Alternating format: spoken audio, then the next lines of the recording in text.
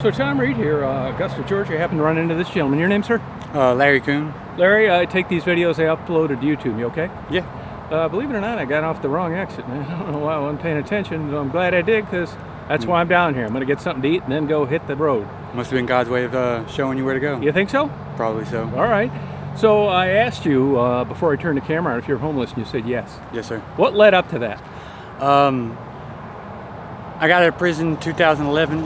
I went traveling. I left my home here, and for about 8 years I traveled around. I went to North Carolina, Tennessee, Colorado, different parts of North Carolina, just back and forth. And I never really did anything to get ahead or to maintain. I just kind of bounced around. Okay. So I never got any kind of like trades or skills or schooling. Yeah. So I never really held a job either. So when I came back in 2018,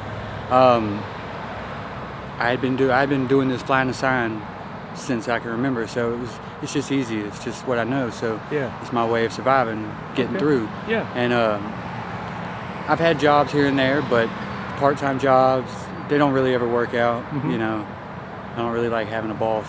I don't think many people do. I don't blame you. No, they don't. What were you in prison for, if you don't mind me asking? I was 18, contributing to delinquency of a minor. This girl had ran away. I was 17 and she was 16. So when she ran away, she came over to my house. And the police came over there and found her there, and she told them that I'd been giving her cigarettes and stuff like that. So they got me with contributing to delinquency of a minor, which got me 2 years of probation, and then I violated probation and got a year in prison. And what'd you do when you violated? I just ran pretty much. Okay, all right. And where are you from originally? Right across the river, North Augusta. Okay. And this homeless stuff down here, like, you know, I'm usually over on Washington and stuff like that. Yeah. Where do you generally find a place to sleep? Bobby Jones. Oh, really? Yeah, I stay off the main drag like that. Okay. There's just too much going on. Speaking of that, is Bobby Jones, is he a golfer? Not really sure. Yeah, I'm not either. I think so. I keep forgetting to look it up, you know? I had some photos of Bobby Jones, a couple other people, but can't really remember. You run into family doing this?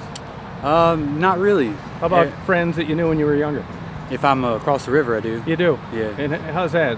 Kind of weird or not really? Not really. They all support me, you know, try to tell me to keep my head up, throw me some food or some money or something, you know. Your favorite childhood memory? Favorite childhood memory? My dad had got a Lumina. Remember those 90s Luminas? Yeah.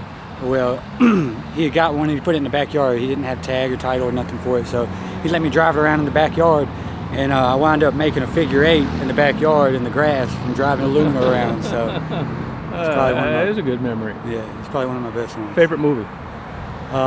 Favorite movie would have to be Pirates of the Caribbean. Favorite book? Where the Red Fern Grows. Favorite musical artist?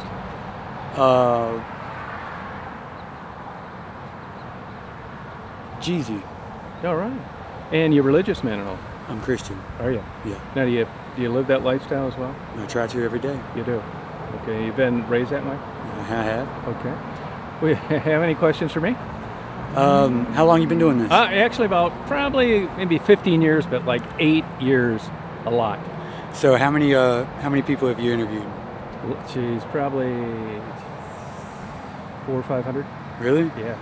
Yep. And I didn't get into the interview thing till late, and I got into it I was really into photography, and believe it or not, it all started out with interviewing prostitutes in Detroit. I would be getting coffee and stuff places, and they always seemed so nice. And what actually really got me to do it was I'd see them feeding like hot dogs to stray cats and, you know, loaves of bread to birds. And I thought, man, these people are really kind of cool. And I knew what they were doing. It's like, hey, I'd like to interview you sometime. Well, those are the interviews that took off. Okay. And I mean, I probably wouldn't have 100 subscribers if it wasn't for that.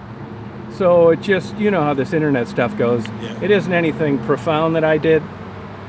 YouTube decided to promote it. They don't now, because they don't want you talking about drugs, and they're trying to go to a vanilla platform. So no matter who clicks on, they're not going to be embarrassed that their product came in the middle of me talking to someone. So I don't care, because that's never why I got into it, you know? Right. Yeah, so that's how. Yep. From up around Detroit originally, and then I lived 200 miles north of there, and I moved down here about a year ago.